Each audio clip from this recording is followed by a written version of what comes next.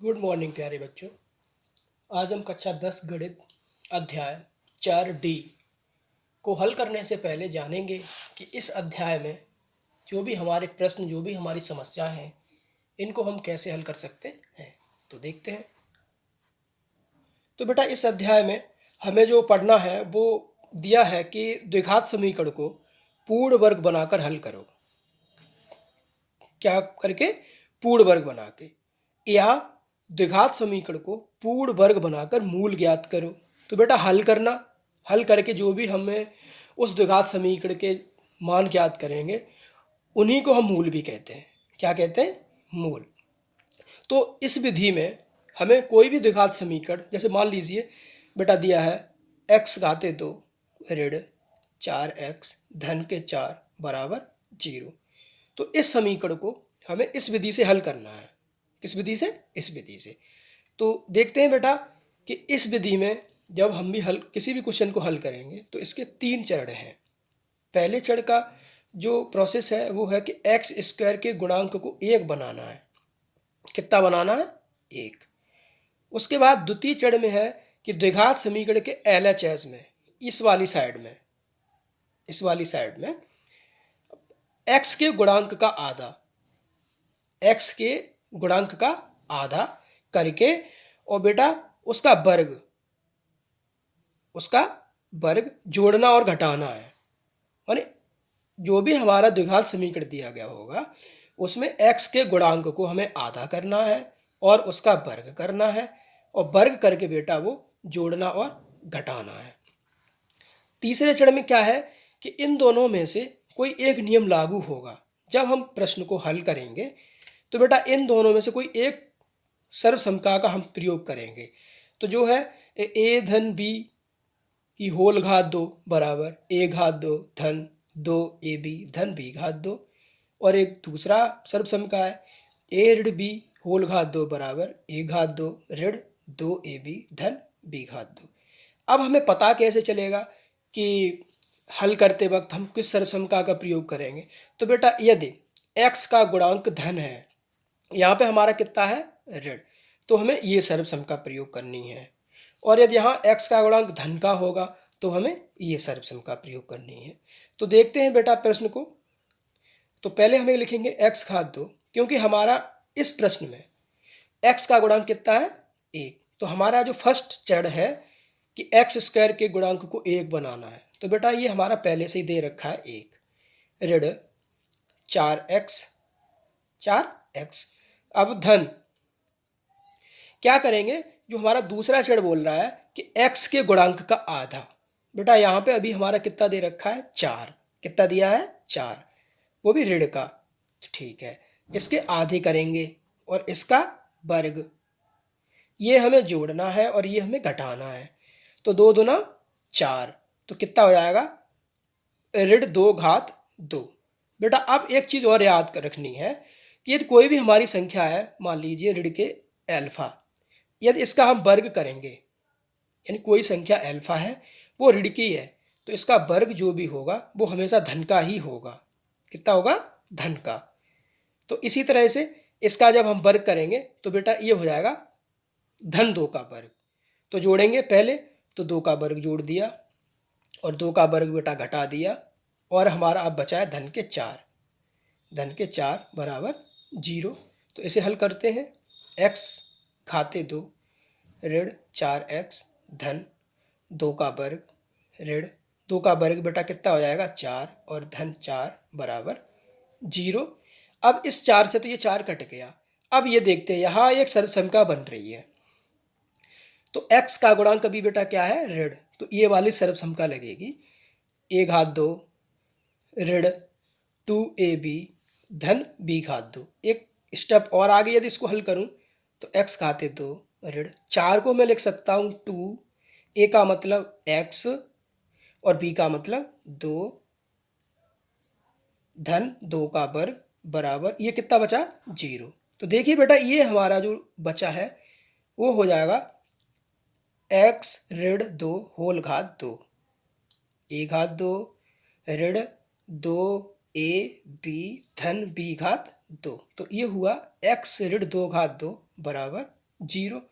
तो यहाँ से बेटा इसको हम लिख सकते हैं x ऋण 2 गुणे x ऋण 2 बराबर 0। बेटा 0 से तुलना करिए इसकी, तो x ऋण 2 बराबर 0, तो यहाँ से 1 मिल जाएगा 2, और इसी तरह से x ऋण 2 बराबर 0, तो यहाँ से भी मिल जाएगा x बराबर 2। चलते हैं बेटा एक और प्रश्न के साथ जिसमें हमारा एक्स स्क्वायर का गुणांक 1 न हो। तो देखते हैं अगला उदाहरण। तो बेटा उदाहरण दिया है 2x घाते 2 ऋण 5x धन 3 बराबर 0। अब हमारा जो प्रथम चर था बेटा, उस प्रथम चर में क्या था कि एक्स स्क्वायर के गुणांक को कितना बनाना है, 1। तो एक्स स्क्वायर के गुणांकों को हमें 1 बनाना है, बट इस उदाहरण में हमें एक्स स्क्वायर का गुणांक बेटा कितना दिख रहा, 2।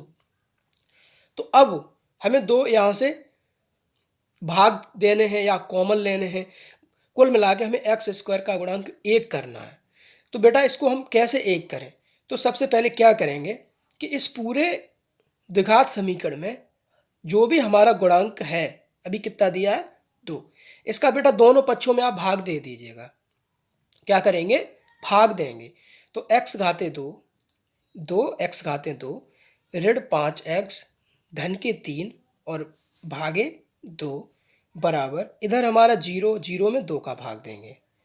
तो बेटा हम जानते हैं कि यदि किसी भी संख्या को यदि हम इस तरह से लिखें, यदि a धन b धन c भाग, यदि इसमें बेटा d का दिया, तो इसको हम लिख सकते हैं a भागे d धन b भागे d धन c भागे d।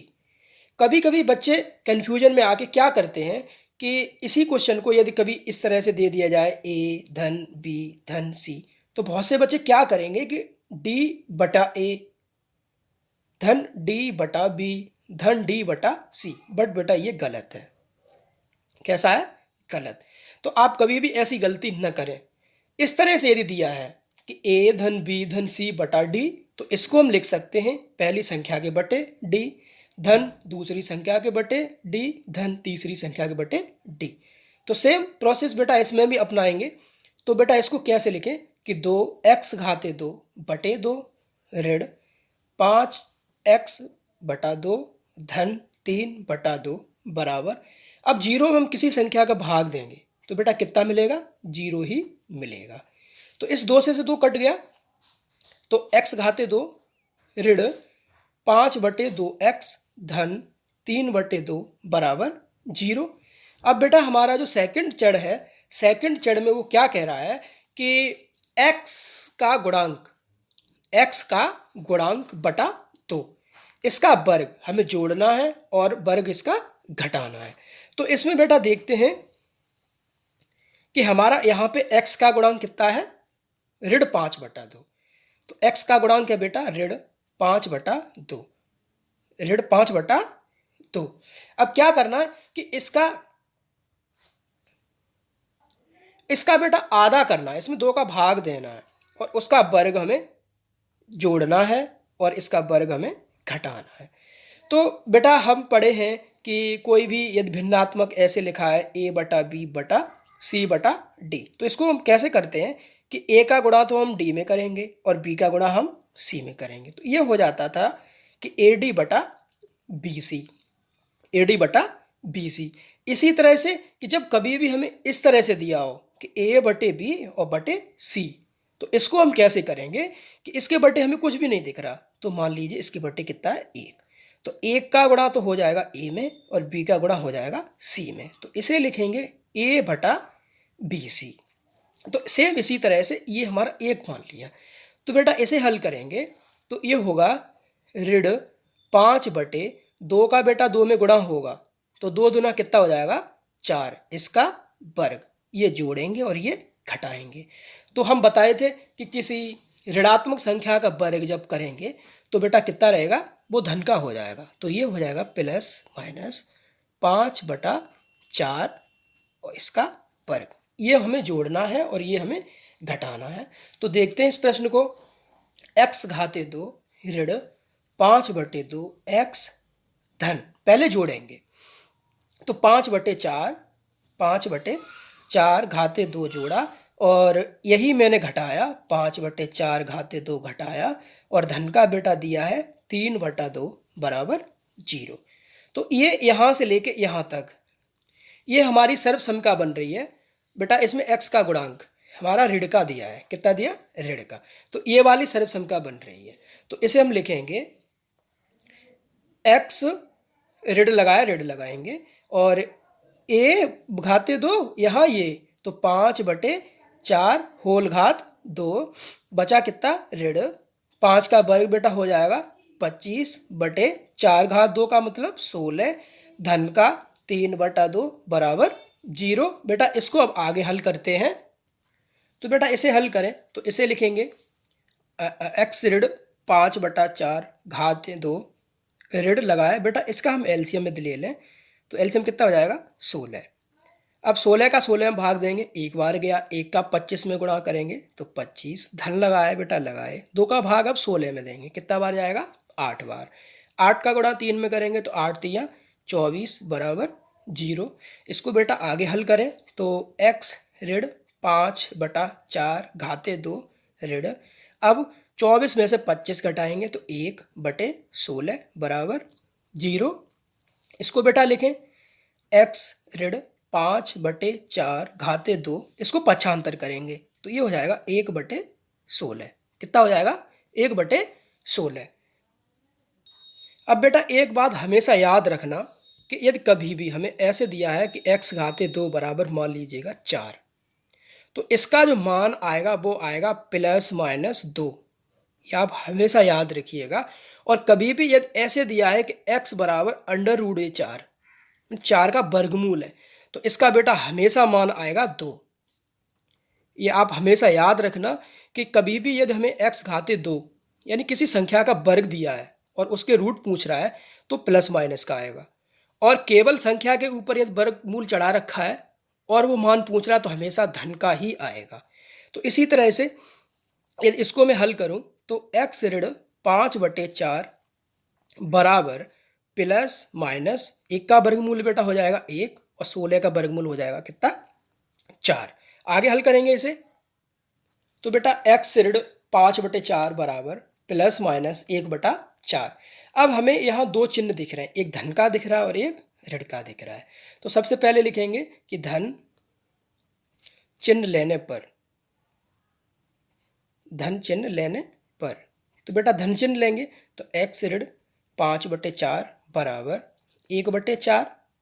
तो बेटा इन्हें पक्षांतर करो तो x बराबर 1/4 पहले से है, ऋण का पक्षांतर होगा तो धन 5/4। बेटा एलसीएम हो जाएगा 4, तो ये जुड़ेंगे 1 धन 5, तो x का जो मान हुआ वो हुआ 6/4, 2 से कट जाएगा, 2 तिया 6, 2 दूना 4, तो x का जो मान आया वो आया 3/2। इसी तरह से यहाँ यदि हम ऋण चिन्ह लूँ, ऋण चिन्ह लेने पर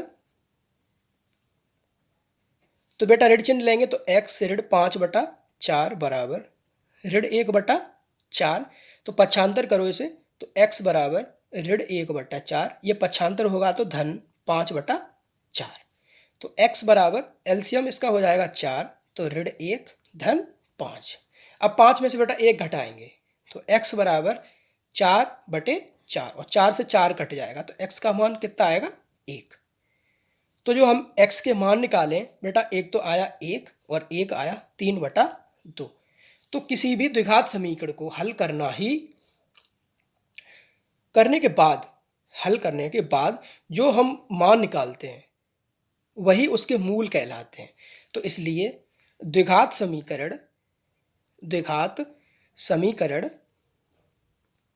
बेटा कितना दिया था, 2x वर्ग ऋण के 5x और धन का 3 बराबर 0 के मूल आपने कितने निकाले, एक तो 1 निकाला है बेटा और एक निकाला है 3/2।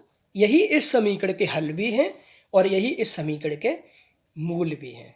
तो उम्मीद करता हूं कि ये सेशन आपको समझ में आया होगा। बेटा मिलते हैं प्रश्नावली 4D में।